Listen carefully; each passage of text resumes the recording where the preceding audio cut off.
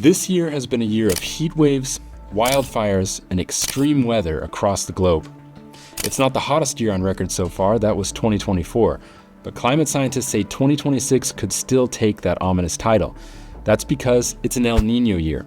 Some have even called it a Super El Niño year. We'll get into that in a second. First, we asked Zack Labe, a researcher at Climate Central, what climate forecasters mean by El Niño. So what that refers to is it's this oscillation of ocean waters, the temperature of ocean waters in the central tropical Pacific Ocean. Okay, that sounds a bit dry, but an El Niño is anything but. He's talking about an irregular warming of the waters here in the Pacific Ocean.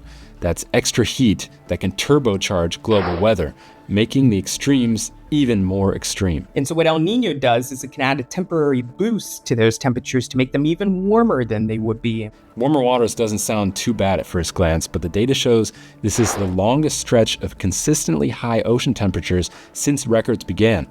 And that's threatening to tip the delicate climate balance we depend on. These extreme temperatures in the ocean are affecting many basins.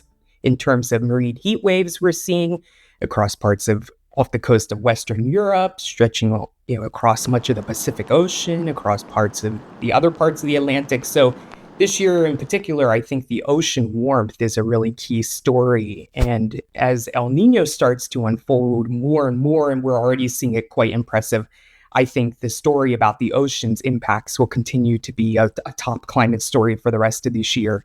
But what does that mean in concrete terms? What's the connection between ocean temperatures and extreme weather? There's a couple different ways that the ocean temperatures affect extreme weather. One can actually be a local effect, and what that means is for coastal communities. So you can have really warm ocean temperatures right off the coast, and for areas along the shore, that can actually boost humidity levels. So that can increase heat stress during the day, and that can also lead to warmer nights. So when you have these higher humidity conditions associated with those warmer ocean waters, the temperature doesn't drop as much at night. And during potential areas of extreme heat, that can be really dangerous because our body often relies on temperatures to cool down at night so we can rest, and there can be reduced heat stress. So this tendency for warmer nights is very much a heat health hazard. But it's not just the physical stress of hot nights and hotter days that has observers worried. The excess heat is creating so-called heat domes. And if you've seen the horrendous fires that have been lashing southern Europe this year, you know the damage a heat dome is capable of inflicting. Warmer ocean waters can also affect changes in extreme weather patterns, so it can reinforce certain types of weather patterns to occur, like those heat domes. This is more of a new area of research that we're trying to understand the linkages between these warmer ocean waters and how that might affect these types of really persistent weather patterns like we've been seeing during the summer. And that can be particularly dangerous if you have a hurricane that's approaching land. It goes over these warmer ocean waters, and when the conditions in the environment are favorable, then it can really intensify even faster right before landfall, giving communities less time to prepare. The already record-breaking warm waters of the world's oceans are likely to get supercharged by this year's El Niño, which only really kicks in the winter. But the strange thing about this climate event is that it brings different extreme weather to different parts of the globe. Some of these linkages that are a bit more clear between El Niño and regional climate, one of those is across the western United States, where there's a tendency during El Niño years for wetter than average conditions, and sometimes in years that can actually lead to flooding in parts of like California and up into Oregon due to atmospheric rivers. Other connections we'll be keeping an eye on is over the Amazon and potentially more drought conditions that are favorable during certain El Niño years. Other areas include Southeast Asia. That's a region that has a tendency for more heat extremes and especially drier than average conditions. So that can lead to areas of drought or more potential for wildfires to grow. So these are just a few of the linkages that El Niño has the tendency to more affect those regions. But again, every El Niño is different, and every El Niño has its own sort of character and intensity associated with it. So we will have to wait and see what this year has to unfold. And of course, there's the most extreme consequence of the climate crisis, the wildfires that are raging from Canada to France, Spain, Greece, and even Siberia. We're definitely seeing conditions become more prevalent for wildfire growth. When those wildfires ignite, that means that the environmental conditions are even more favorable for it to become more intense or more spread into larger areas. And it's really part of this idea that with a warming world, the atmosphere can hold more moisture. And so what that does to this land surface is that tries to pull all of that moisture out of like the soils and vegetation and crops into the atmosphere. So that leads to an enhanced drying of the vegetation, of the soils.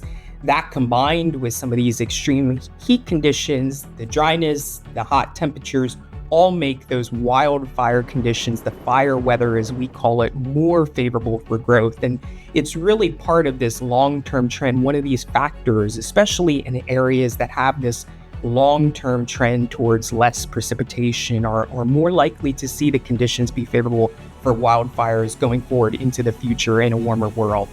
So is 2026 going to break the record for the hottest year ever? 2026 is going to be close, and I can't give an answer today whether it's going to break the new global temperature record, but it's certainly going to rank within the top 5 and maybe top 3 warmest years on record. And for me as a climate scientist, I'm really interested in that long-term trend, which is due to, again, human-caused climate change. And so this year will rank very high and very consistent with that trend. I think what's a bit more clear is actually looking into 2027. So there's a tendency for El Niño's connection to global temperature to be even stronger and more clear sort of several months later. So especially getting into late 2026 into early 2027 is where we're really going to likely see global temperatures rise even more due to that extra boost from El Niño. So I think 2027 has a higher chance of breaking the new all-time warmest year on record. What's clear is the world is growing warmer, year by year, and science points the finger at man-made climate change. But with humans pumping an estimated 100 million metric tons of CO2 into the atmosphere every day, I asked Zack Labe if he has any hope we can avert catastrophe.